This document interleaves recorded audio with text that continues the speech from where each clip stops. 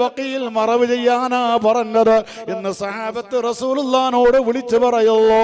വഫാത്തായി പോയ റസൂലുള്ളാഹി സ്വല്ലല്ലാഹു അലൈഹി വസല്ലം തങ്ങള് അതേ കേൾക്കുമെന്ന വിശ്വാസമാണ് സിദ്ദീഖ് റളിയല്ലാഹു അൻഹുവിന്റെ വിശ്വാസം, സഹാബത്തിന്റെ വിശ്വാസം. ഇതേ വിശ്വാസം തന്നെയാണ് അല്ലാഹുവിന്റെ ഹബീബിന്റെ വിശ്വാസം. അതുകൊണ്ടാണല്ലോ ഖബറിൽ നിന്ന് ഹബീബ് മറുപടി പറഞ്ഞത്, അദ്ഖിലുൽ ഹബീബ ഇലൽ ഹബീബ്, എന്റെ ഇഷ്ടപ്പെട്ട എന്റെ സ്നേഹിതനാകുന്ന അബൂബക്കറിനെ ഇങ്ങോട്ട് കടത്തൂ. ഇങ്ങനെയുള്ള ആ ഒരു ഒത്തൊരുമ എല്ലാവരും ഈ വിശ്വാസത്തിലായിരുന്നു. എത്ര നല്ല കുടുംബജീവിതം, എത്ര നല്ല കുടുംബം. കുടുംബത്തിൽ ഒരു പ്രശ്നവുമില്ല. മദനി തങ്ങളുടെ അടുത്തേക്ക് വന്നിട്ട് മദനി തങ്ങളെ എന്നെ സഹായിക്കണേ എന്ന് സഹായം ചോദിച്ചതിന്റെ പേരില് അനുജനെ മുശിരിക്കാണെന്ന് ജ്യേഷ്ഠൻ പറഞ്ഞിരുന്നില്ല, ഉമ്മ മുശിരിക്കത്താണെന്ന് മകൻ പറഞ്ഞിരുന്നില്ല, ഉപ്പ മുശിരിക്കാണെന്ന് മോൻ പറഞ്ഞിരുന്നില്ല. ആ ഒരു ചുറ്റുപാടിൽ നല്ലൊരു ജീവിതം. എല്ലാവർക്കും അതിനോട് എതിർപ്പില്ല. ചെയ്യട്ടെ ചെയ്യാതിരിക്കട്ടെ, അത് പ്രശ്നമല്ല. എല്ലാവരും ഖബറിന്റെ അടുത്ത് പോയി ഇസ്തിഗാസ നടത്തണമെന്നും ആരും പറയുന്നില്ല. ചെയ്തവരോട് ആർക്കും എതിർപ്പില്ല.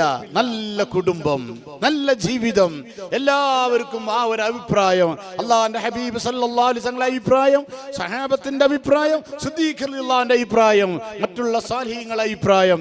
ഈ അഭിപ്രായത്തിലായി നല്ല ഒത്തൊരുമയിൽ കുടുംബം ഇങ്ങനെ ജീവിക്കുമ്പോ അതിന്റെ ഇടയിൽ ഒരുത്തം വന്നിട്ട് ഉമ്മയുടെ പോയിന് ഞാനും മദനി തങ്ങെടുത്തടാ, മദനി തങ്ങെടുത്ത എന്തിനാ പോയിന് ശിർക്ക് ചെയ്യാനാ?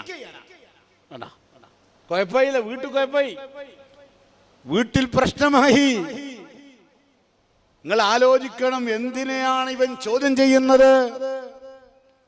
മദനി തങ്ങളെടുത്ത് പോയിട്ട് ഇസ്തിഗാസ നടത്തിയതിനെ ഇവൻ ചോദ്യം ചെയ്യുന്നു. ആ കാര്യമാണെങ്കിലോ ലോക മുസ്ലിങ്ങൾ നടത്തിയതാ.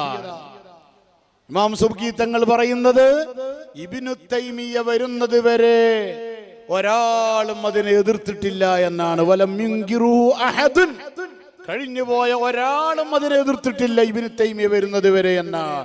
അങ്ങനെ നൂറ്റാണ്ടുകളായി മുസ്ലിം ഉമ്മത്ത് ഒരഭിപ്രായ വ്യത്യാസവുമില്ലാതെ ചെയ്തു പോരുന്ന കാര്യങ്ങള്, ആ കാര്യങ്ങൾ ചെയ്തതിന്റെ പേരിൽ ആ കുടുംബത്തിൽ കടന്നു വന്ന് ആ കുടുംബത്തിൽ വലിയ ഫിർഖത്തുണ്ടാക്കുന്നു. ഇതുപോലെ വേറെ പലരുമുണ്ട്, പല കാര്യങ്ങളെ പേരിൽ ഫിർഖത്തുണ്ടാക്കുന്നവർ.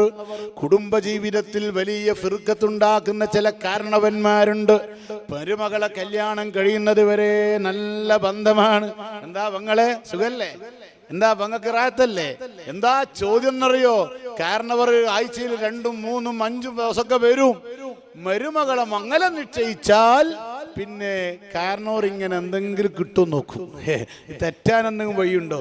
കാരണം മംഗലത്തിനൊന്നും കൊടുക്കേണ്ടി വരും, പൊന്നു കൊടുക്കേണ്ടി വരും, പൈസ കൊടുക്കേണ്ടി വരും വെച്ചിട്ട് തെറ്റാനുള്ള വല്ല വഴി ഉണ്ടാക്കിയിട്ട് ആലോചിച്ച് പറയും, ഈ പുയ്യാപ്പിളിനെ അന്വേഷിക്കും എന്നോട് പറഞ്ഞാ, പുയ്യാപ്പിള ആയിട്ട് എന്നോട് പറയേ മതി. പിന്നെ ഓൻ്റെ അഡ്രസ്സ് ഉണ്ടാവില്ല, പിന്നെ ഓൻ വേർത്തുമില്ല, പങ്ങളെന്നുള്ള വിളിയുമില്ല, ഫോണുമില്ല, ഒന്നുമില്ല. കല്യാണമെല്ലാം കഴിഞ്ഞ് കുറച്ചങ്ങോട്ട് പോയാൽ മല്ലനുണ്ടാവും കാരണവർ വരുന്നത് നിന്റെ പങ്ങളെന്ന് ചോദിച്ചിട്ട്. കാരണം കണ്ടാ ഈ മംഗലത്തിന് എന്തെങ്കിലും കുറച്ച് കൊടുക്കേണ്ടി വരുമോ എന്ന് പേടിച്ചിട്ട് അതോ ഒഴിവായി കിട്ടാൻ വേണ്ടിയിട്ട് ഒരു ഫിർഖത്തുണ്ടാക്കുന്ന ചില ആളുകൾ. അള്ളാഹു അതിലൊന്നും നമ്മളെ പെടുത്താതിരിക്കുമാറാവട്ടെ. ഞാൻ എൻ്റെ പ്രസംഗം നിർത്തുകയാ. അള്ളാഹു അവന്റെ വിശുദ്ധ ഖുർആനിലൂടെ കുടുംബബന്ധം മുറിക്കുന്നവരെ വല്ലാതെ ആക്ഷേപിച്ചിട്ടുണ്ട്. കുടുംബബന്ധം മുറിക്കുന്നവർക്ക് അതികഠിനമായ ചില താക്കീതുകൾ അല്ലാഹു നൽകിയിട്ടുണ്ട്. വിശുദ്ധമാകുന്ന ഖുർആൻ ശരീഫിലെ സൂറത്ത് മുഹമ്മദ് അതിലെ 23-ാമത്തെ ആയത്തിൽ അല്ലാഹു പറയുന്നത് കണ്ടോ നിങ്ങൾ?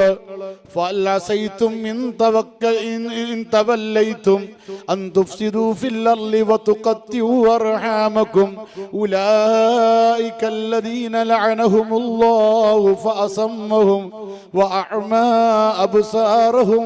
വിശുദ്ധ ഖുർആനിൽ ഖാല അല്ലാഹു അസ്സ വജൽ